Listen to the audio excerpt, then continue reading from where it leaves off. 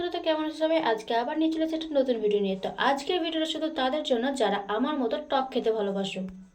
আর আমার তো টক খেতে ভীষণই ভালো লাগে, আর তার মধ্যে যদি এরকম পাকা তেঁতুল হয় তাহলে তা আরো জমে যায়। এই বলে টক নাকি শুধু মেয়েদেরই পছন্দ। তাহলে আমি একটা কথা বলি, ফুচকার দোকানে কেন ছেলেদের এত ভিড় থাকে? হ্যাঁ, জানি জানি টক জিনিসটা সবারই কম বেশি পছন্দ, কিন্তু তারা মুখে বলতে লজ্জা করে।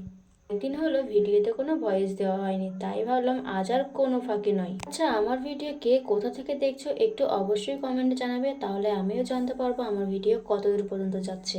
আমার ভিডিও ভালো লাগলে অবশ্যই একটা করে সাবস্ক্রাইব আর লাইক করে যাবে, তবেই না আমি আরো আগ্রহীত হয়ে তোমাদেরকে আরো সুন্দর সুন্দর ভিডিও দিতে পারবো।